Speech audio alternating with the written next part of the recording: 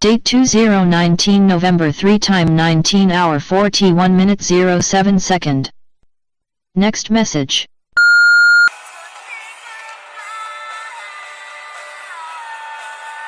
On the interstate, feeling very metaphorical, just passed a sign that said, "Caution, expect solar glare in the AM."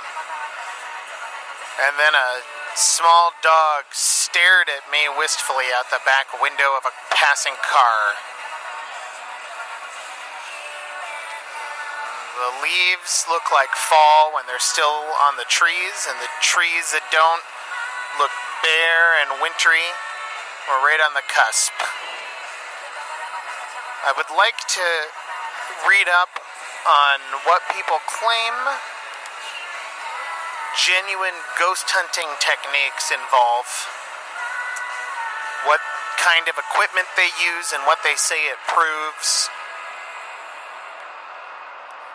I had an image in my head for the beginning of a film of a researcher using some sort of device to walk a certain distance in the woods and test when a cell signal or another kind of electric communication signal would drop out, and then doing that many, many times and using it to discover the outline on a map of an area in the center of a wooded section of the area in which it's something of a dead zone or a dropout spot.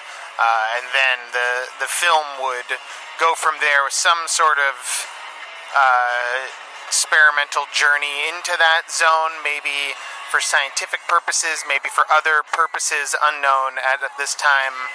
What happens when they go into the zone, or exactly what reason they give for going into it. But I see the guy having drawn a black spot on the map that can't be penetrated by communications apparatuses or drone cameras or anything of the sort, and it's not so big that it would have been really noticed necessarily before. You'd have to come across it by accident. Maybe he's passed through it fully once or twice, first time by accident and the second time to see if he could, and he's come through the other side, so he believes it to be safe, but he's also gotten very strange sensations and experiences in there, and he convinces other people to go through because he's made it through and it's safe, and some of them make it through, some of them don't. Seeing as maybe a kind of a zone, like in Stalker, but maybe it's a place where they end up camping for a time and they have dreams, but we don't in the film actually do much to separate the dreams from the reality, and by the end of the film it becomes impossible to actually determine which filmed reality is more real than another, and we don't we don't give a final answer, not like Inception, not like a spinning top, but in a way that we genuinely don't say this was a dream and this wasn't, or maybe they're now in a dream world. We just present multiple worlds, undifferentiated cinematically in terms of their veracity. Expect solar glare in the AM.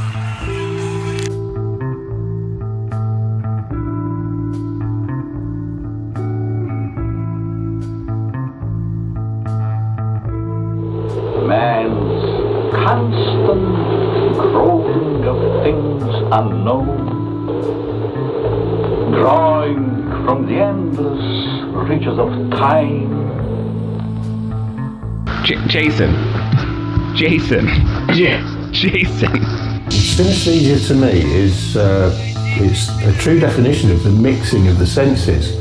What makes synesthesia exciting? It takes us all the way from just the mingling of the senses, all the way to metaphors, or even transcending the senses, where you are no longer constrained by the tyranny of individual sense impressions. Jason, what are you talking about?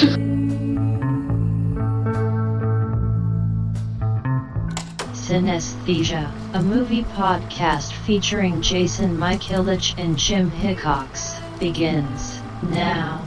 Pull the string.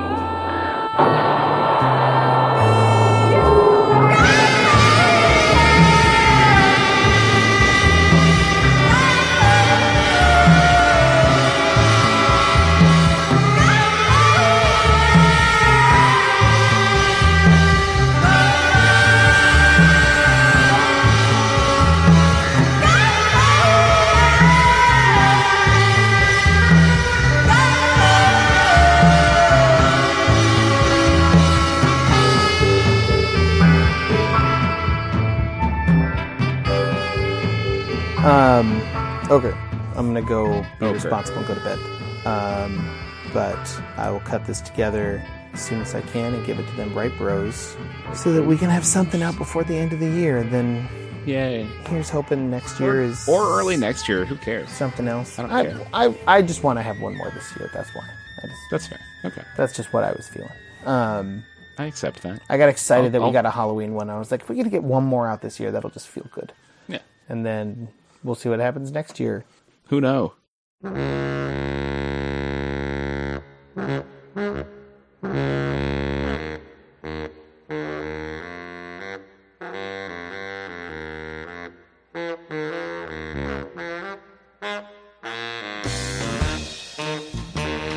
But I know Godard maintains that for a movie to really be a movie, or for cinema to really be cinema, the core characteristic is it has to be projected. Sure, but when I'm 90, I'll also maintain a bunch of bullshit too. But I mean, to me, there is something to that, at least poetically, right? Like, sure.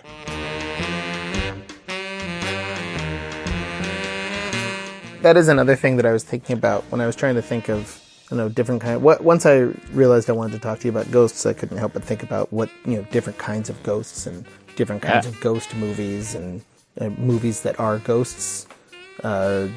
Things that haven't happened. Like that's something that I agree we're also haunted by. I mean, I was going to use. Oh, go ahead.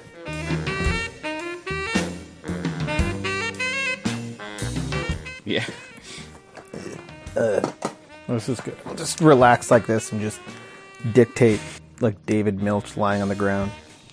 Oh, I don't know if I told you. I changed my name to Dick Tate. That's my new name now. Got shortened to Ellis Island from Richard Taters. Yeah. Oh no, that sounds like an anti-Irish joke. I didn't mean it that way. I didn't read it as that, but I like it as that. Oh, Richard Taters. They were like, well, we're making you sound American. It's Tate now. Oh, shit, I gotta work at a bank. Or a museum. I had in my brain that I was going to make a joke about how I changed my name to John Belaya, but then you said Dictate, and it was funnier.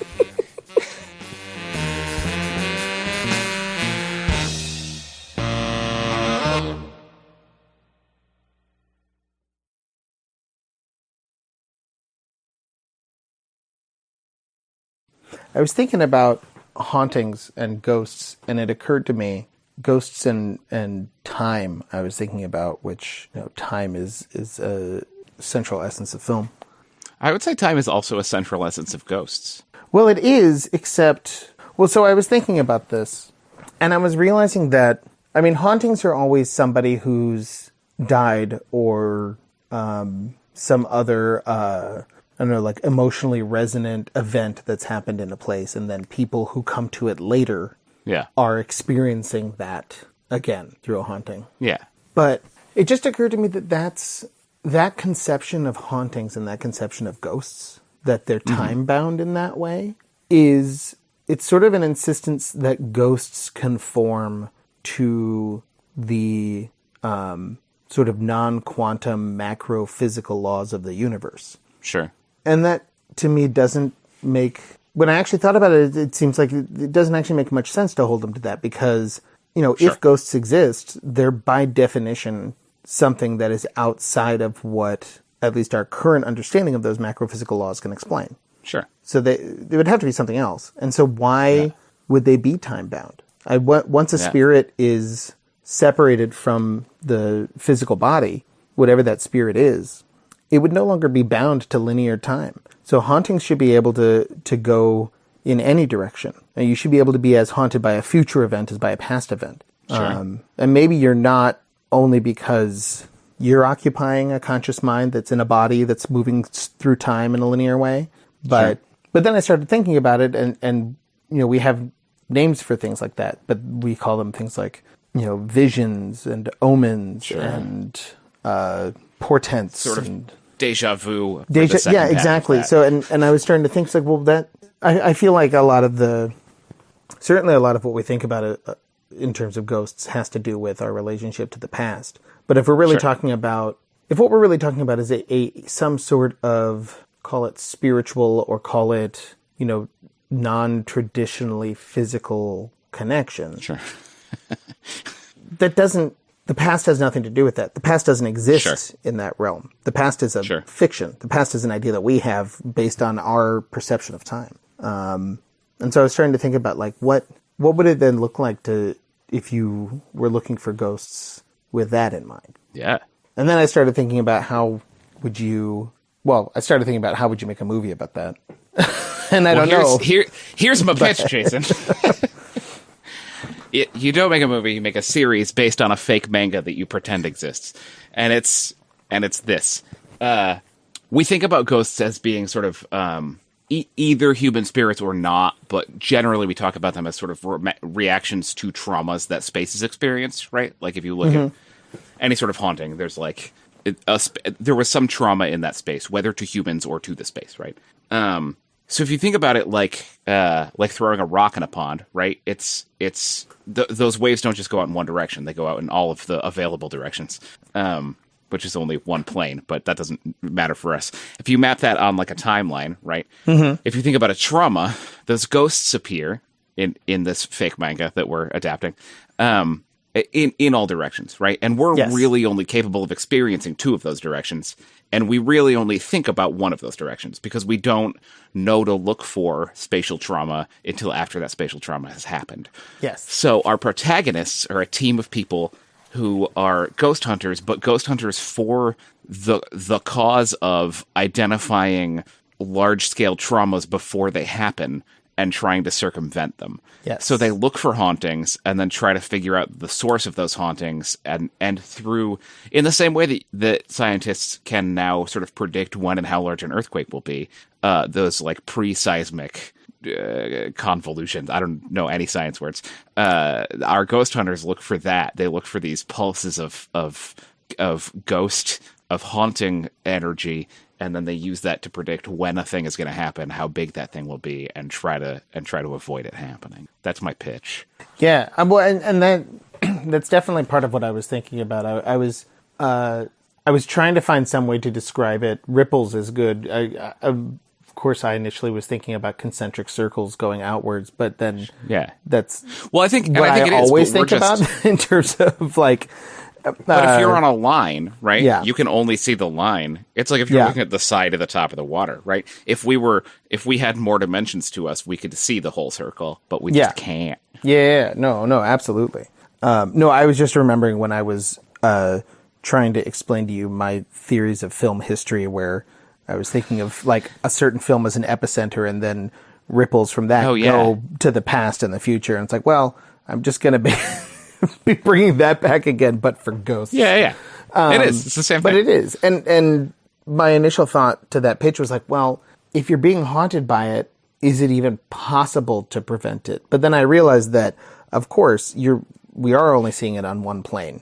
Sure. To which I would say we're, in terms of like, I don't know, the quantum likelihood of multiple universes, we're only seeing it in one version of events, one Earth, right? Sure. So really what you're trying to do, you're not trying to prevent this thing from happening, because in some reality, it happens. You're just shifting it to another timeline? That's it's so not dark. Even that it's not that you're shifting it to another timeline, because you're not changing the event itself, because the event itself, in order for you to be haunted by it, it happened. Right. It happens. It already is. Sure. What you're doing is you're creating a new and better universe that ripples off of the ones that are already interconnected by this haunting. So that's really what they're doing. It's not that they're preventing this thing from ever happening. That's impossible, because if you're experiencing it already they're is. diverting it exists their multiverse. Existence from the space where that happens. They're literally creating like a new and car better crash. Universe every single time. Pulling into another lane. They find one of these epicenters, and that is an even more charged idea to me. I have sort of a counter argument for the basis of that thing you just said, but I don't want to argue against the thing you just said, because narratively that's correct and emotionally that's correct. But I will just say, I do want to note that I'm haunted by things that are never going to happen all the time, every day. I do think you can be haunted by things that end up not happening. I think that's what anxiety is. Well, but never happened in this version of reality. Sure. You know, like if if it already happened somewhere, right? Like if there is some sort of multiverse, level of realities, sure. Then maybe that's what's happening to me on a regular basis, is I get really nervous about something and then through my actions avoid that happening and divert off into another timeline. It could be, yeah. Sure, why not? Who cares? I don't know. Anyway, I think that's correct. But I think you're right. I mean, that...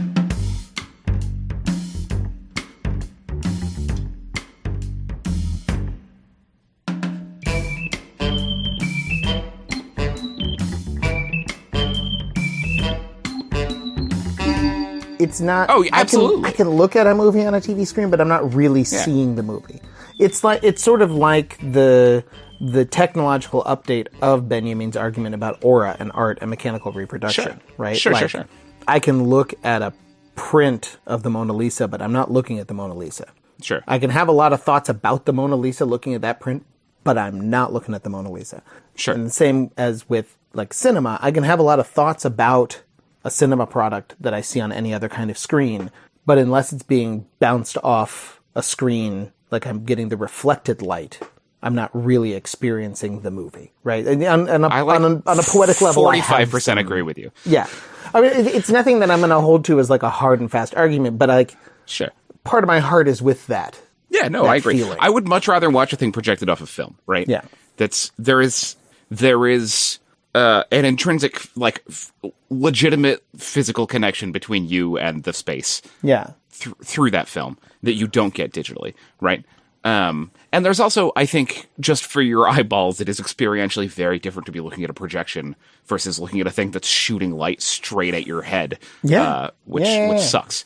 I mean, it does, like, even more than just preferring it, there is some part of me that does feel like it's more real. Or maybe less real, and therefore it's more of a real experience, right? Like it's not a box, like you said, shooting light at me. It's this reflected light that, especially if you're using an actual projector, as other people have pointed out, you're literally sitting in the dark half the time.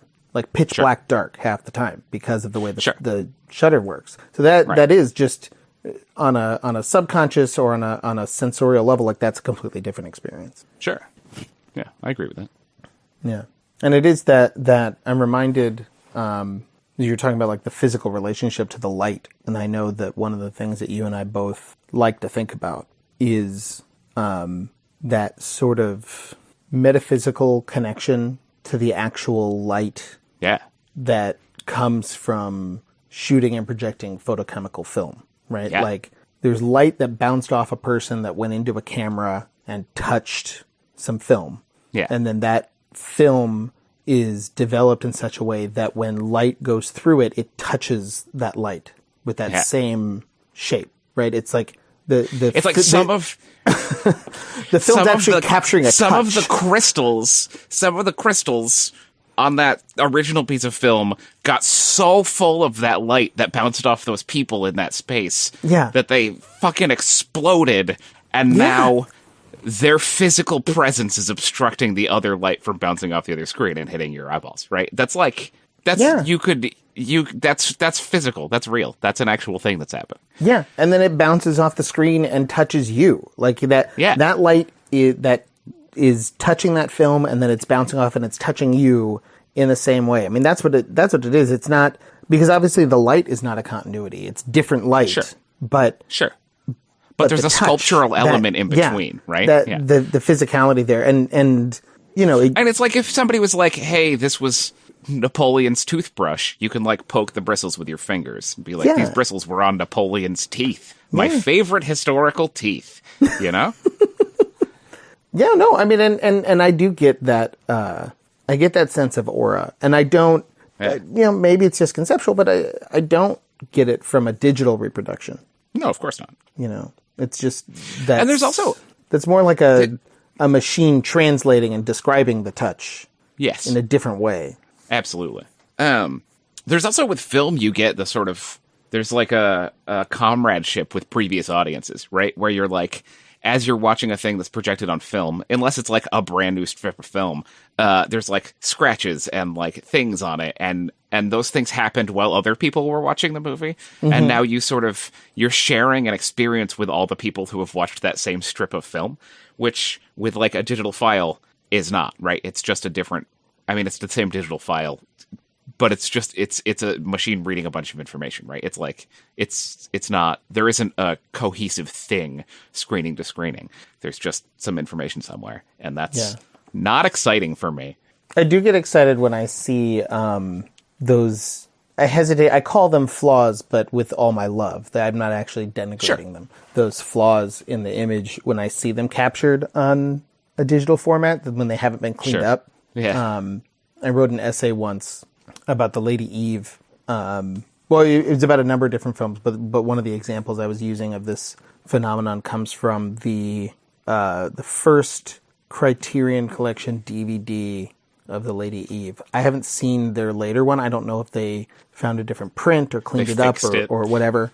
But on that first printing of the DVD, there's this scene, and it's like it's the emotional climax of the movie, or like the high point. She's, I don't know how well you know the film, but she's about to eat the apple. She's about to eat the apple. No, it's basically a woman who is like waiting for a moment to decide whether or not to, how to put it. It's a woman whose entire emotional life and future is basically at stake in sort of a prideful game of one-upsmanship, and she's internally going through the ultimate thought process of, what am I going to do? Am I going to throw away love for the sake of pride? Am I going to fix it so that I get the love I want? And like she's ultimately in control of this fate, and it's Barbara Stanwyck and Henry Fonda. But there's this moment. She's sitting in a room, and it's a shot of Barbara Stanwyck, who, I mean, I love Barbara Stanwyck, so I'm already attuned to the image. Sure. And right at what I swear is the emotional beat, like the moment. It's silent. It's just her sitting there. It's her thinking, but like the moment that that she is feeling the feeling that she's now going to carry through to the end of the film hiccups. There's this break in the film, like right across her, where I don't know if it was like a splice or something, but it shudders, and it shudders at the exact moment that she and you are like interiorly shuddering, emotionally shuddering, and it's this magical moment that I don't know. Maybe a projectionist at one point was like, I really want to take a frame of Barbara, and this is the perfect shot of her, so I'm going to take it out. I'm going to put it back together, and bless them for not cleaning it up, because it would be so easy to take out. And maybe they have by now. But I waxed rhapsodic for a while about this one moment where it felt like the film's heart was beating with the characters and with mine. And that even though I'm watching it in this, slightly more distant, slightly more corrupted digital format, I can see that. And that was very special to me. Yeah, it's really nice.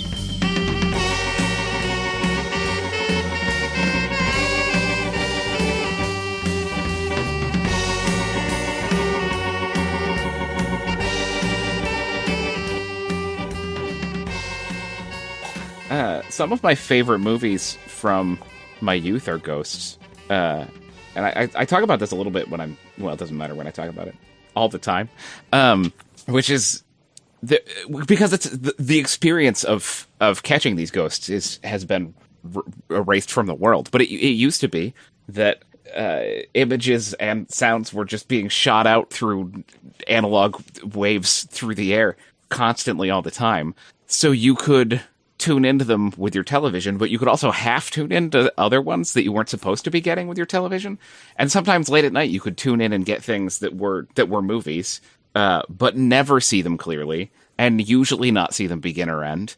And it was sort of in a world where we didn't have the internet like we do now, so you couldn't be like, I'm going to type the 4 things I just saw into the internet and sort of delineate the shape of what this movie might be and figure it out, right? So that was a whole, I'm sure familiar with this experience. I think anyone our age or older is familiar with this experience. I think probably people our age specifically, right? Because 15 years before, like when we were born, TV didn't go all night.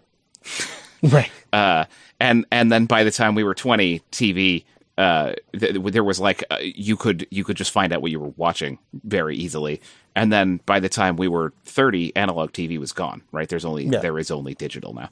But there was a really beautiful spot there from I mean, late 70s, just before we were born, really, I think, until the sort of mid 90s and into maybe, depending on your situation, into the early 2000s, when you could be catching things that you weren't meant to be seeing, that you didn't have the context for, and that you could never find that context for.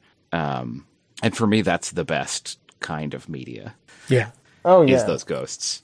No, I remember you and I were talking at one point in time, one of our, I won't say aborted, one of our, tabled projects. Future project. Yeah. When we have unlimited funds.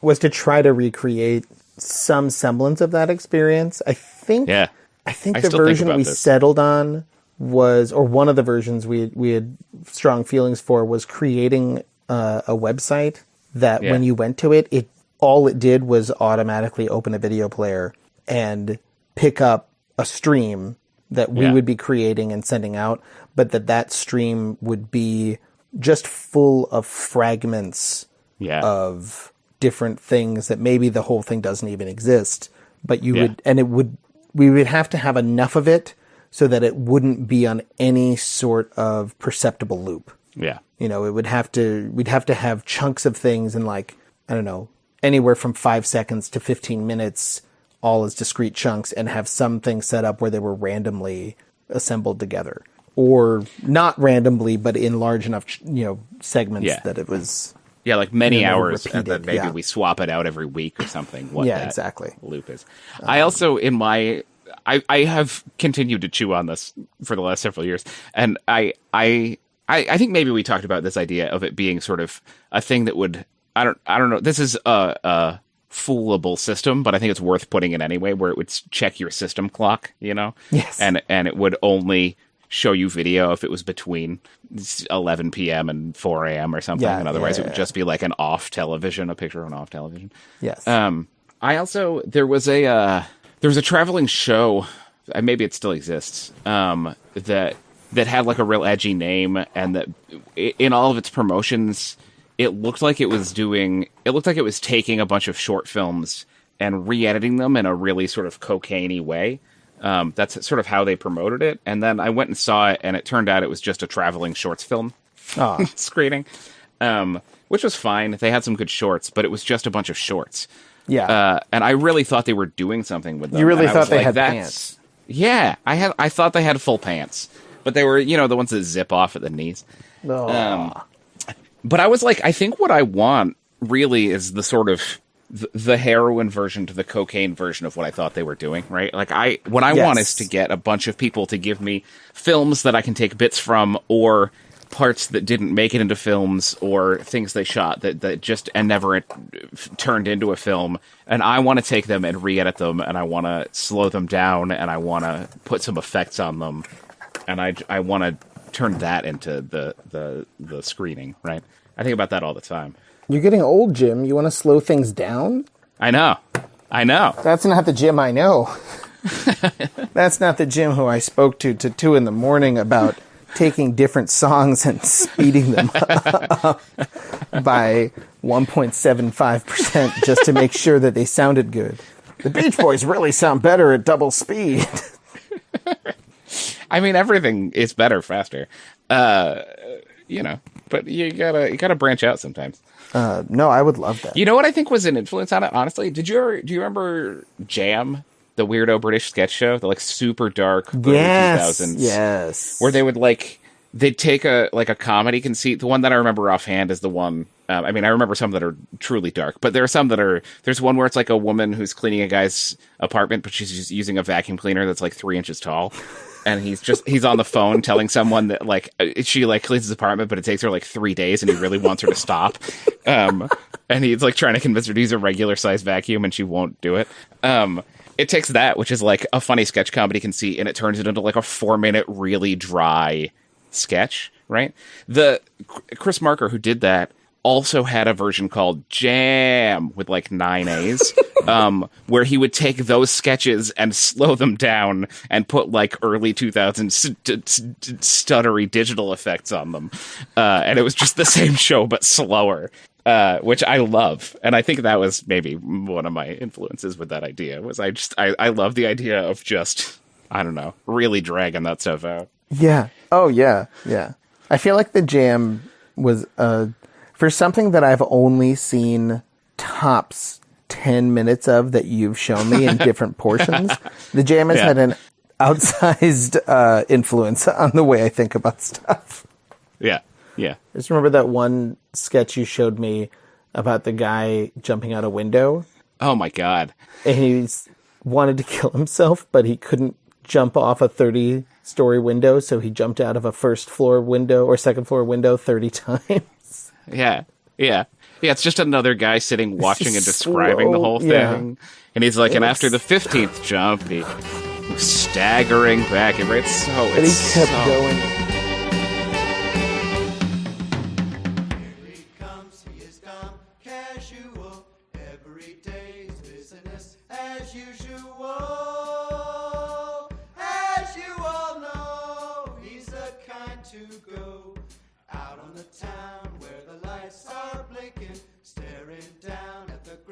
Just thinking of those thoughts of love and the clouds above.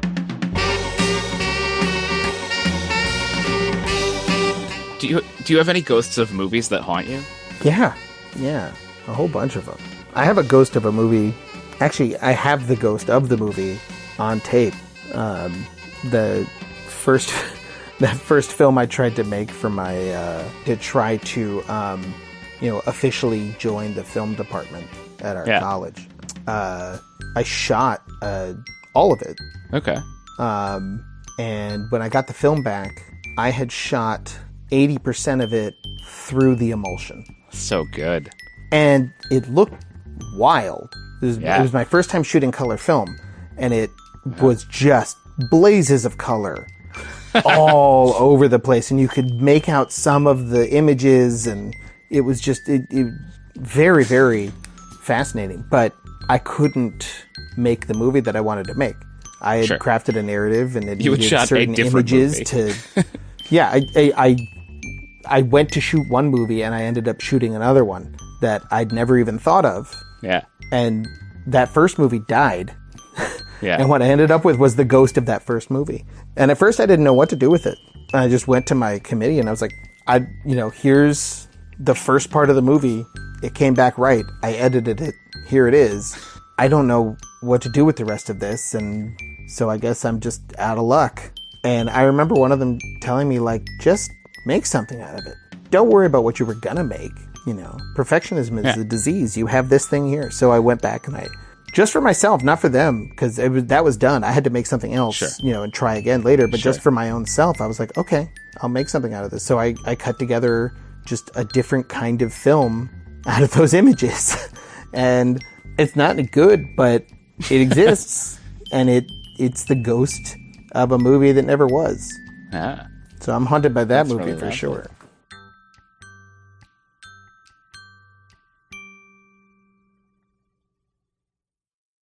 Next message. Jim, I was reading up on ghost hunting. I was in practice in the real world. I'm reading points of view, both pro and against, and descriptive and antagonistic, critical in phrase. I found one article. I've already forgotten who wrote it and where I found it. It might have been in The Atlantic, some glossy magazine like that. But it was describing the tools that are most popular among ghost hunters. There's a mania for certain kinds of electromagnetic frequency receivers, detectors, and certain kinds of cameras and audio recorders, and the unifying feature of all of them is that they have serious imperfections, and that it's actually to the ghost hunter's benefit to have recording tools that will create essentially mysterious artifacts. Now, this is an article that was written from the perspective of debunking the practice of ghost hunting was basically pointing, saying, look, they use these imperfect recording devices. They're actually better for them to use these imperfect recording devices because they get the results they want. But I was struck by the fact that whether they get the results they want or not, they get results they don't expect, because these tools have a mind of their own in terms of creating after images or sounds, distortions, and picking up frequencies when you don't expect them. And it occurred to me that in our filmmaking careers and our artistic careers, we've often chosen, like many artists choose, to use tools that have imperfections built into them. You know, shooting on photochemical film, on half-broken cameras, recording music using toy instruments or broken instruments. And anyway, I guess what I'm saying is, we're not artists, Jim. We're ghost hunters. Anyway, that's what I'm changing my occupation to on my tax return, so that I can write off spending $500 on a Pixel Vision camera off eBay. I'll talk to you soon, buddy. Bye. Next message. Jason, I cannot believe I am infuriated at myself that I did not think of the idea of EVPs, electronic voice phenomena, and such while we were talking last night. And not only that I didn't think about it while we were talking about ghosts, but as you know, I have done some ghost hunting. I have collected electronic voice phenomena. I have looked for orbs, and I well know that a major tool of the trade is failure-prone equipment, because you're specifically looking for, and it's fun that they would have angled that as like a debunk, because it's sort of just known that that's how the process works, right? Is you're taking a tool that theoretically should be collecting neutral information, and you're finding where the anomalies happen, and those anomalies indicate something, right? And you can read that as an equipment failure, or you can read it as an intervention from some outside force. And as with we were talking about, sort of the interior exterior experience, right? Those are fundamentally the same thing. So that's how you find ghosts, right? And I know all this, and I've done all this, and as you said, that's also a major part of my artistic practice, and I'm mind-boggled that I have, despite having spent time participating in and thinking about both halves of this, have never consciously put together the fact that the tools that you use for one of these things are the same as my artistic practice with the other thing. And that fundamentally all I'm ever doing when I'm making movies is hunting ghosts. That's all I'm ever doing. I also, now that I'm thinking about it, have some specific ghost stories from my feature film, where we were not actively hunting ghosts, but finding ghosts in that space, which I should have told you about. Maybe we'll have to do another quick sesh on this. But yeah, ghost hunting is definitely. I should also change my profession on my business card to ghost hunter, because also, Jason, then instead of feeling like I'm unsuccessful in a field where some people are incredibly successful, I can feel like I'm unsuccessful in a field where everyone is unsuccessful.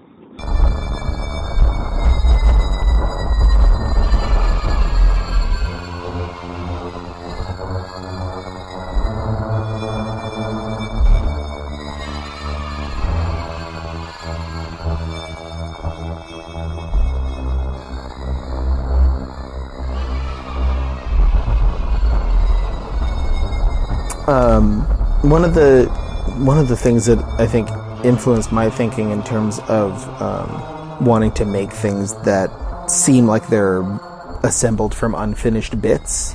Yeah. There's a few different things. I mean, one just is the existence of blackout sketch comedy.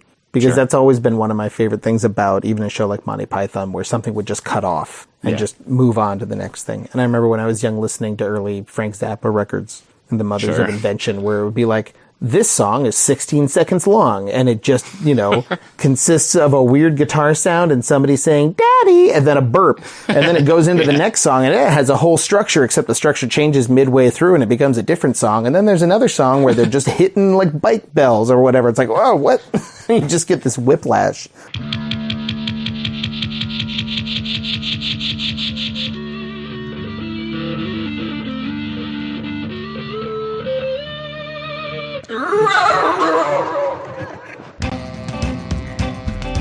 Yeah. And it all, feels like bits and pieces. But it's a really great comics work by this guy named Al Columbia called Pim and Francie. Did I ever show that to you? It doesn't sound familiar. Oh, man. Columbia, he had a weird career. Like at the beginning of his career, he started as Bill Sienkiewicz's assistant on Big Numbers, which was supposed to be the big graphic novel that Alan Moore was doing. That was like a complex real world story as opposed to superheroes or fantasy or whatever. Sure. And Sienkiewicz at one point in time had to stop drawing it. Felt like he couldn't keep going with it. It was this very complex scripts. They only released, I think, 2 issues, and then Al Columbia stepped in to start drawing the 3rd issue, and allegedly, or maybe apocryphally, drew the entire thing and then destroyed it and disappeared. And that's when Alan Moore finally just gave up on the project. And it was supposed to be like the big, in Alan Moore's early stardom, it was going to be the big like artistic statement he was doing.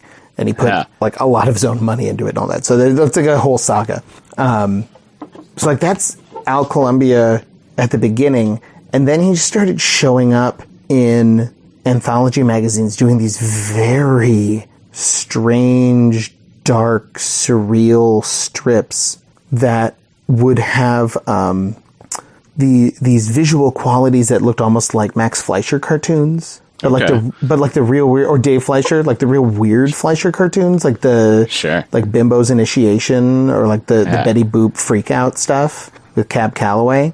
But they never really like narratively cohered. And Pim and Francie is the ultimate version of that, where he has these 2 characters, Pim and Francie, who are these like little kid characters, very much in that sort of early Fleischer mode.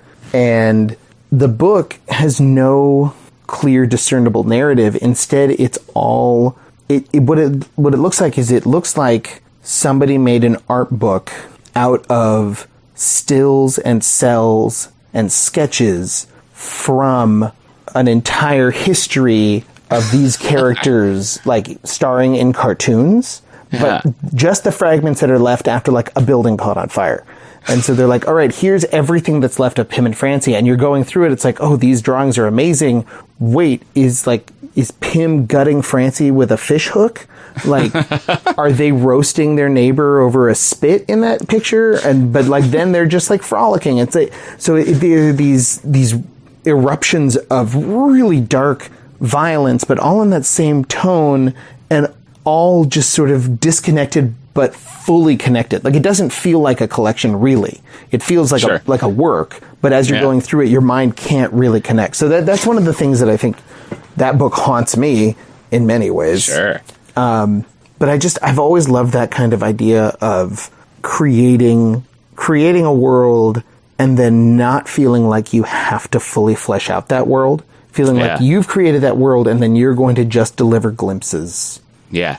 Because so much of the world building instinct is like, I don't know, it plays out in 7-part fantasy novels where you get into what's the Wonder Boys line, the genealogy of everybody's horse or whatever, where when Michael Douglas just can't stop writing his book. They're like, yeah, you have the genealogy of everybody's horses in here, and that's just, you have to make choices. But just something that just delivers these glimpses that, I don't know, I find that stuff genuinely disturbing and terrifying and wonderful and, curious. Yeah. I mean, every created work is some exercise in that, right? It's no matter what you are sharing with your audience, you're inventing more that you're withholding. Yes. Yeah.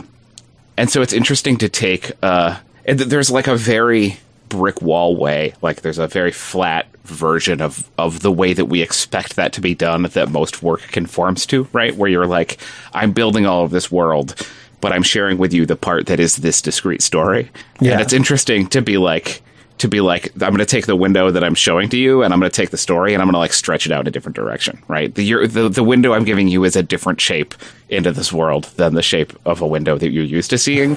Yeah. So you're seeing parts of the world that I built, just different parts that a person would typically show, and you can put together whatever you want. Yeah. Well, and it's also that act of making the fact that there's missing parts a very emphasized part of the experience, because you're right, sure, everything has, quote, missing parts, but usually the emphasis is on making sure you don't think about what's not there. Sure. Yeah, it is at most a background hum that makes the world feel more full, but you want to focus on what's happening, and what's happening is a complete and coherent narrative without gaps. Whereas this is just, it's just gaps. What you happen to see through the keyhole before you fell down a trapdoor. So. Yeah, that's really nice. Yeah. And that's a work that captures that haunting feeling, not just because it's dark and because it has some horror aspect to it, but because it, I'm trying to think if there are works that capture that don't, lean and there's into often the a dark slant. Elements, I mean, when people are playing with form, they're often also going dark. It's not an intrinsic handshake, but I feel like it's so frequently true. Yeah. Right? Which I don't know why that is. I guess there's just something about subversion that goes hand in hand with other forms of subversion. Well, I think if you, I'll make a wild armchair guess, but I think if you are somebody who is trying to subvert forms or break forms, or just, somebody who is, I feel like if you make work like that, you were probably very aware of how most art doesn't do that, right? Doesn't deliver that kind of view to you.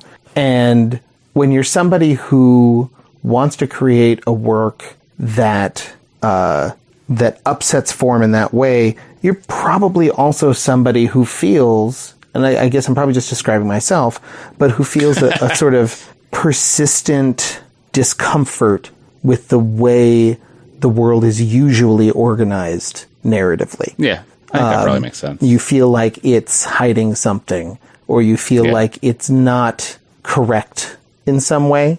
And I think you can take that more and less literally and more and less complexly. You can take it as a real, dumb guy version and something like American Beauty, right? Where it's like, oh, the suburbs, everything's beautiful, but then inside it's not, there's the darkness beneath.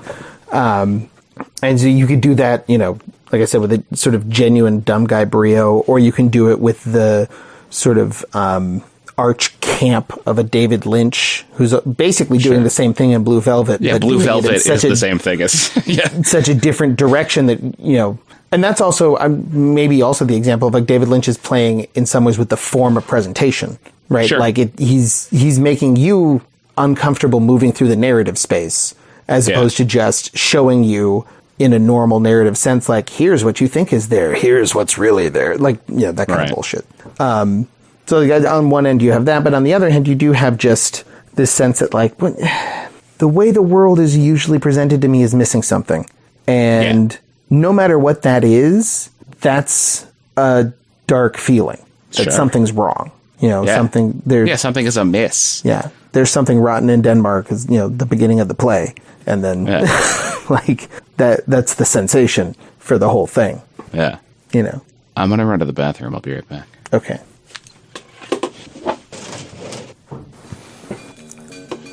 When I say the bathroom, what I of course mean is that I am peeing outside in my yard. Right.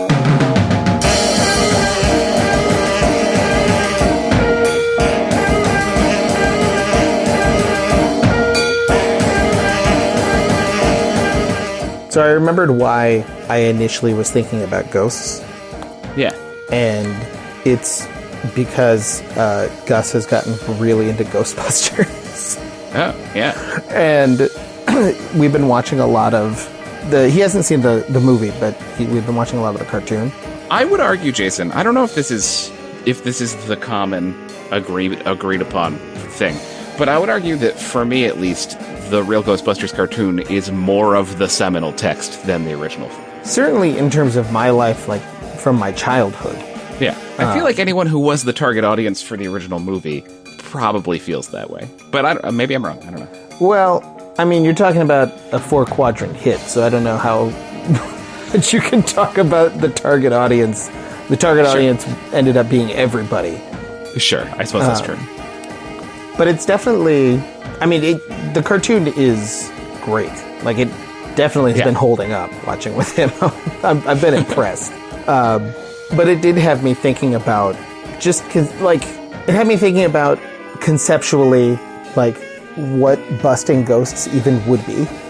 Yeah. Yes. There was one episode that actually started with them chasing down, like a old gangster ghost that, like, is talking like Edward G. Robinson. And, like, that's a funny gag, right? It's like, see, you can't get me, brah.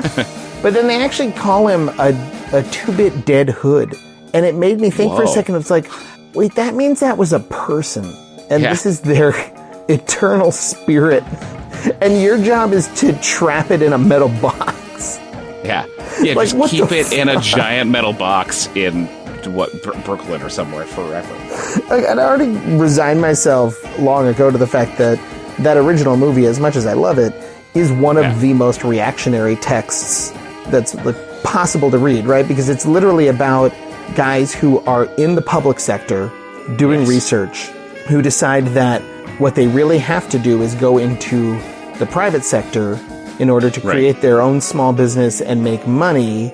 And the big villain in the whole film is the guy from the EPA who wants to come see what they're doing with their, as they say in the film, unlicensed nuclear reactors that they wear on their backs. Sure. So, like, okay.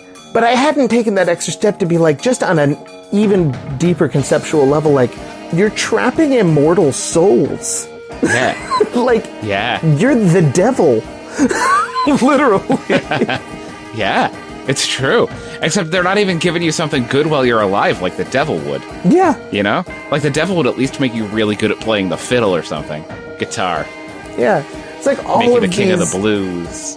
huge, thunderous metaphysical implications of the proven existence of ghosts.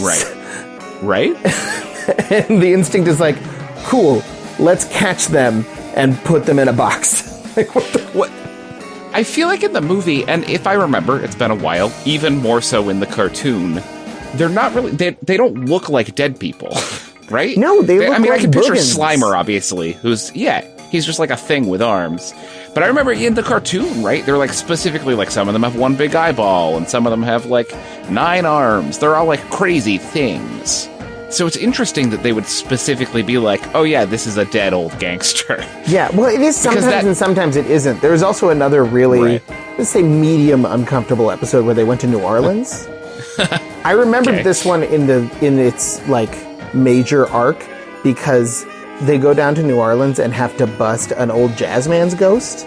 And the way they defeat the old jazz ghosts is with the superior power of rock and roll. So it was like a real? Yeah. But, like, it was specifically an actual dead jazz musician / voodoo magician. Right. And they had to team up with a white lady voodoo magician who was she was at least, like, Creole, but she's blonde. To defeat his old music with new music. to go capture the ghost of Jelly Roll Morton. Yeah, essentially, yeah. Or, like, yeah. So there's definitely times when they're like, this ghost was a person, and we're busting him, which is really intense. Yeah, that's super dark. Yeah, so it had that's what started me down the path of thinking about ghosts. I quickly got off that, because I don't want to literally think about the spirits of dead people, because I don't think that's how... I am agnostic on ghosts. This, well, yeah, on like this degree of supernatural existence. I'm agnostic / skeptical, but at the same time, if something like that exists, it's not going to exist like that. Like, it's not going to be this spirit that is just like my consciousness, except not in a body anymore. I believe in ghosts, but I don't believe in the souls of dead people. Oh, yeah, or the souls of alive people. I don't believe in souls. Let's see, I believe in souls, but I don't believe that it's that easily transmittable, right? Like, that's fair. Yeah.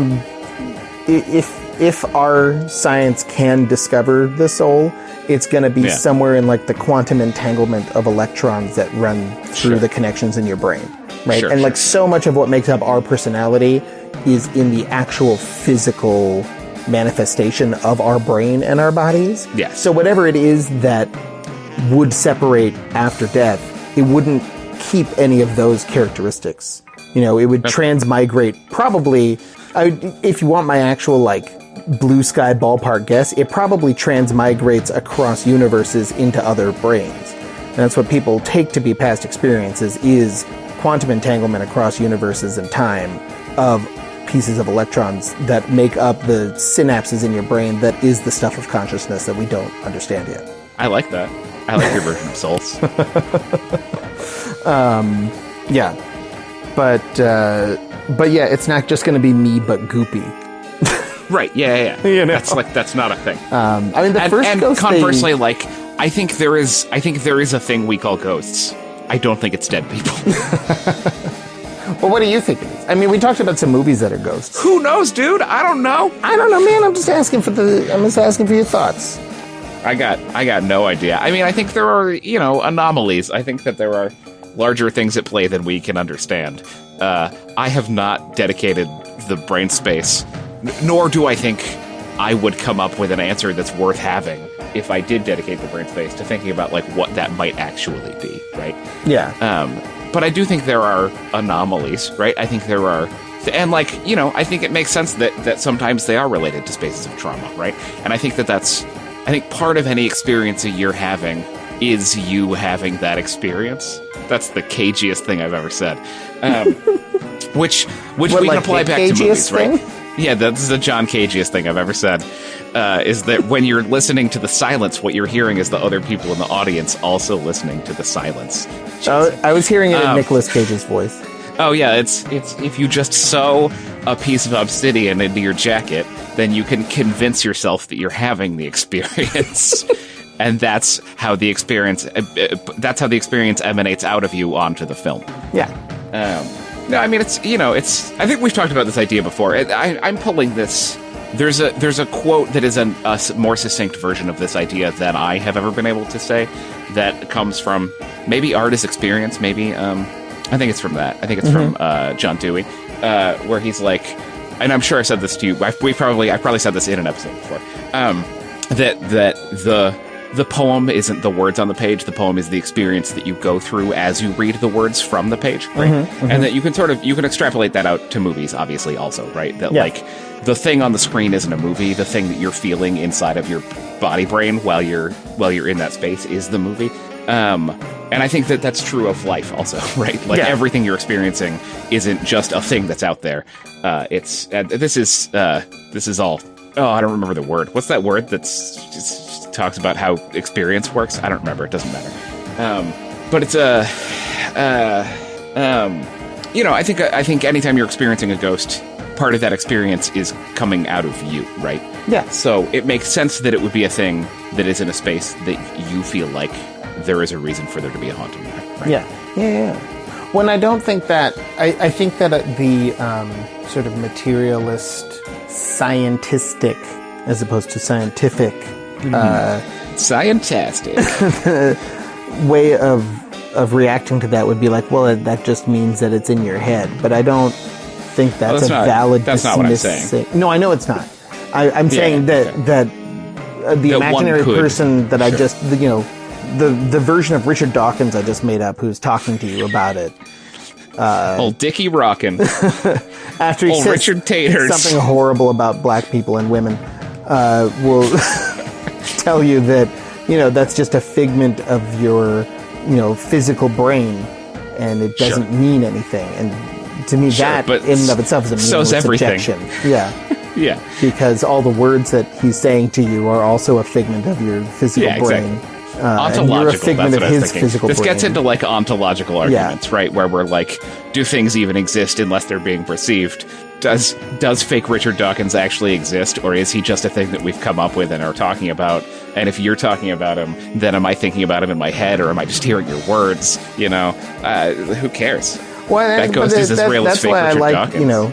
You brought up Dewey, and that's why I like Dewey and James and the other pragmatists, because they take it all away who from James is. like Who's James? Oh, William James.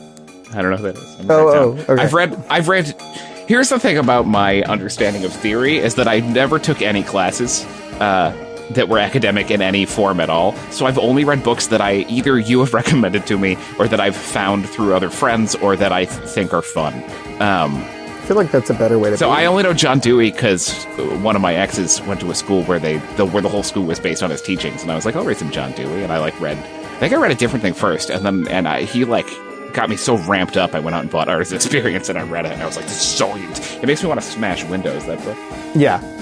No, Dewey is great. I'll read William James. But William James was also one of the great pragmatist philosophers, and both of them...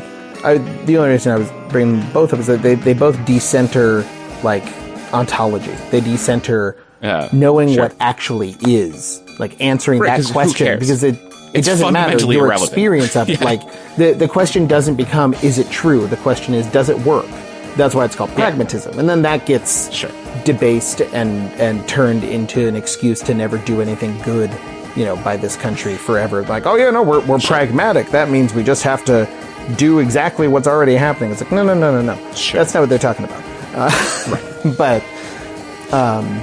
But yeah, you move it away from figuring out, like we were talking about with the definition of films, what is cinema? Sure. You ultimately, my answer to that whole conversation is it's a fun conversation to have sometimes, but it's all ultimately pointless, because what matters isn't what bucket you can put things in or how you can define it. What matters is what's the experience you're having.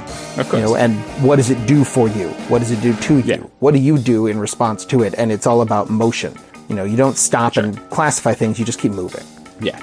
The only reason to classify things is so that you can talk about them, right? Yeah. And once you're talking about things, you're not experiencing things anymore. Yeah. But yeah, and so then you have William James's brother, Henry James, wrote ghost stories. Boom. Wait, are they really brothers? Yeah. That's funny. Yeah. That's charming.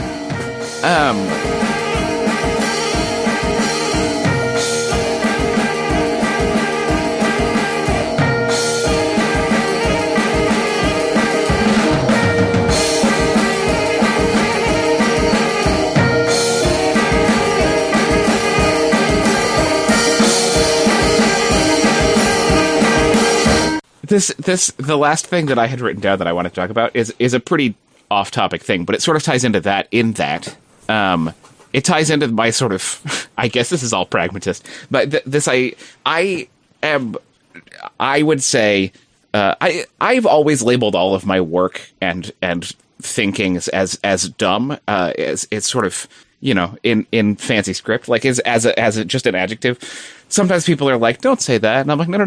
That's your things. mode. That's your genre." Yeah, it is. Yeah. It is my mode within which I work, and also within which I experience. Right, and it's like saying my music is loud. It's just a descriptive. Yeah, exactly.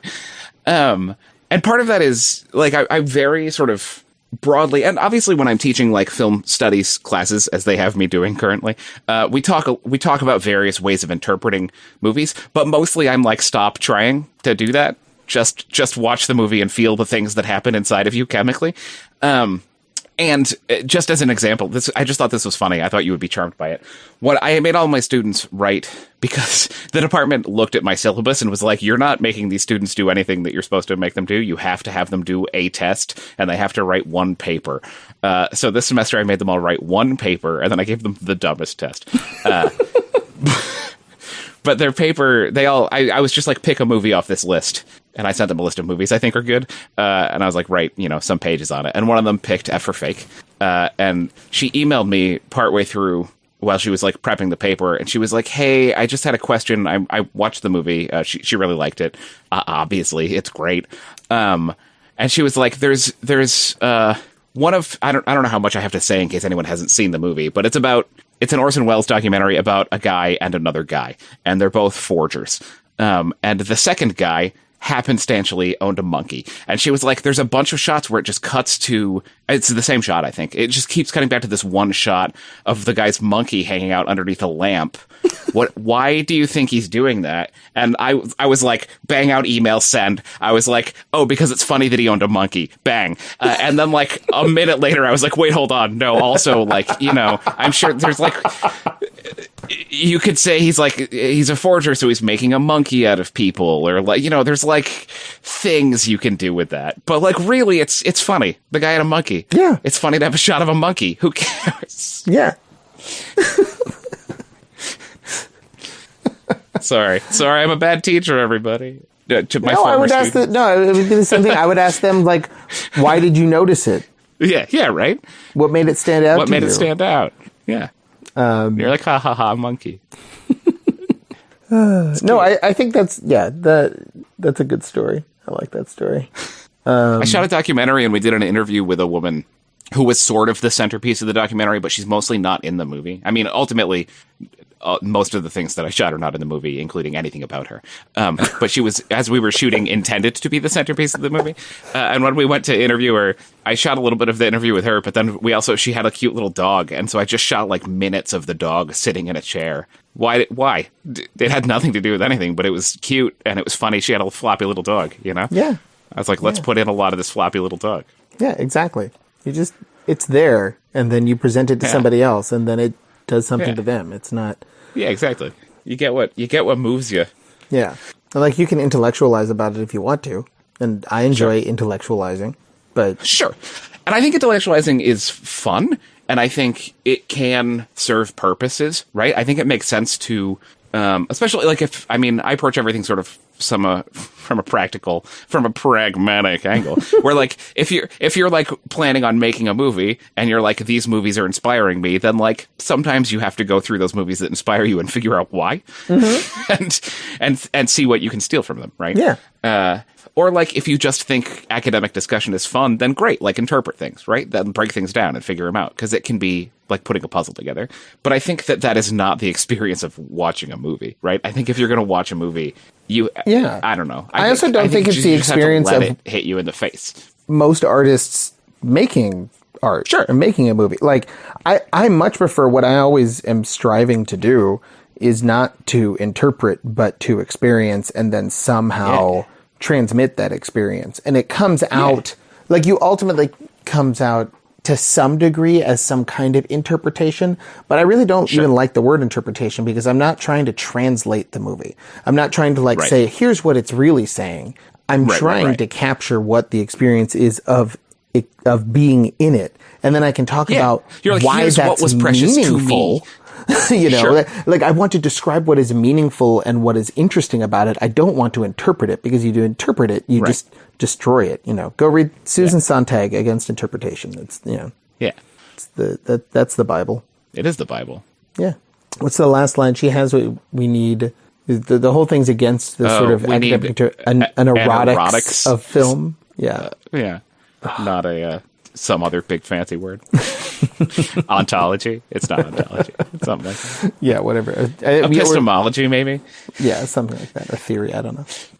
But yeah, so some word that Susan Sontag just knows that I don't know. Susan Sontag.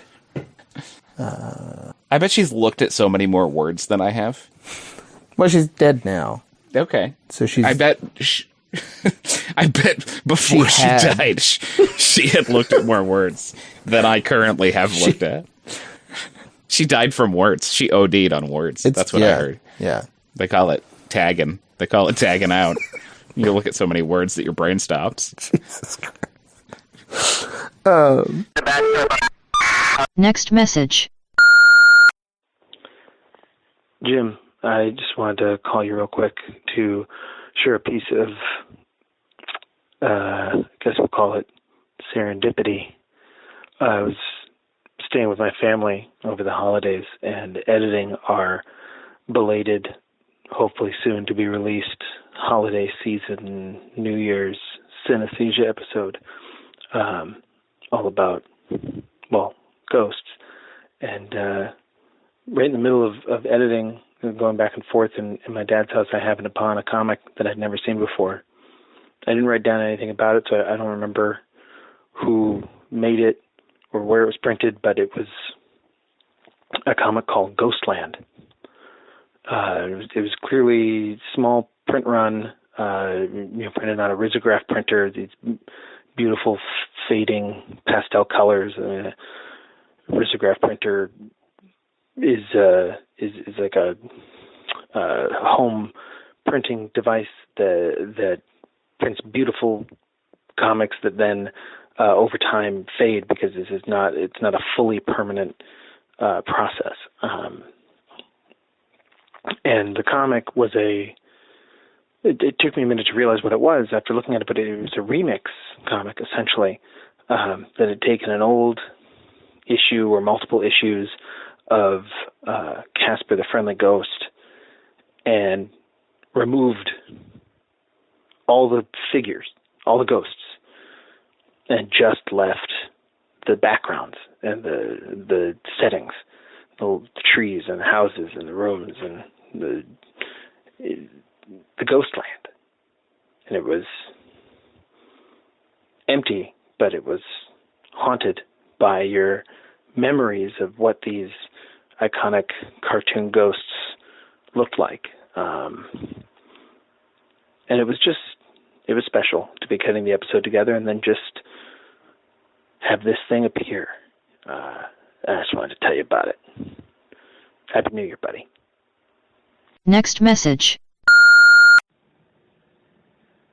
Jason, what does Adam Sandler call a stroke of good luck? Serendipity-doo! Happy New Year.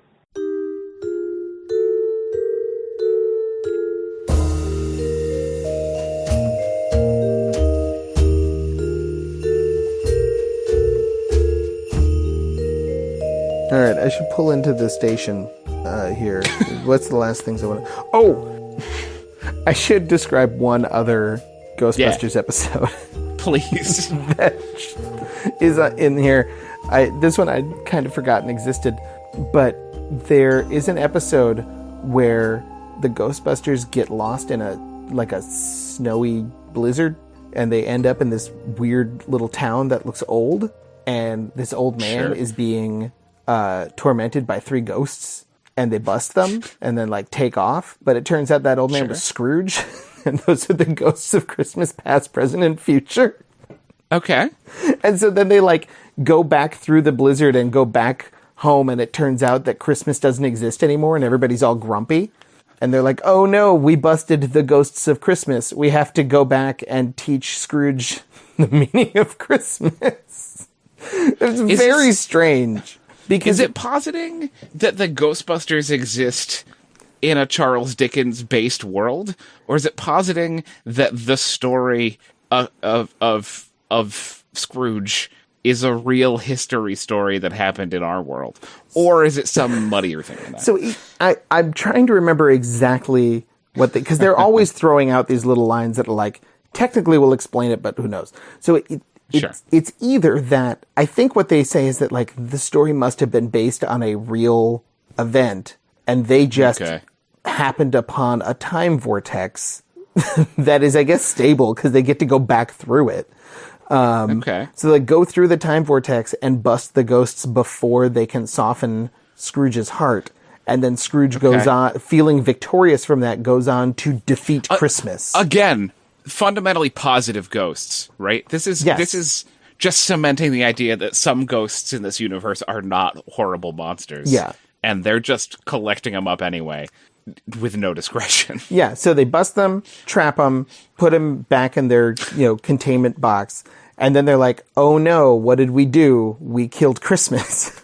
Because that's the other thing, is like Scrooge literally like war on Christmas. He actually defeats Christmas. And so back in the Ghostbusters present, good for him. Everybody's all bah humbug. Everybody says bah humbug everywhere. So then I want to live in a world where everyone actually says bah humbug. But so then they have to go get the ghosts of Christmas out of the containment unit, which they have to like go in and I forget how they find them. But in the meantime, they're like, well, we're going to have to do it ourselves. So they go back and like dress up and pretend to be ghosts. Okay. And so the ghost of Christmas past, they blindfold Scrooge and put him in a wheelchair. And then they take the blindfold off and put one of those, the viewers on his face. Like a Viewmaster? Yes, they put a Viewmaster on his face that is somehow filled with photographs of places from his childhood. And they just run him around in the wheelchair so he feels like he's flying, and they switch the photos and talk about it's the bonkers. It's a bonkers episode. But just since we're talking about ghosts, and it's seasonal. The Ghostbusters bust the Christmas ghosts. That's incredible. Yeah. The show got weird. They met God in one episode, but God was a baseball umpire. Whoa. Yeah. What? Yeah. Okay. It cuts deep. All right. That does cut deep. They bust Cthulhu in one episode. That one's fun. For real? Yeah. I should go back and watch this show. Bah humbug! Bah humbug you! Oh, bah humbug you! Hey, pinhead, bah humbug! Bah humbug! Okay, I'll give you Christmas cookies all over your buddy! Bah humbug you! Okay, so let me get this straight. 1, we went back in time. 2, we changed history so Scrooge won. And 3, now no one celebrates Christmas anymore. Fascinating. Cinesthesia is produced by Iguanodonald Studios and distributed by Split Tooth Media. Featuring music by The Cocktails, courtesy of Tight Ship Records. Additional music by Grundly Jim. Theme music by Soft Healer. Cinesthesia is recorded dead, so that you may live.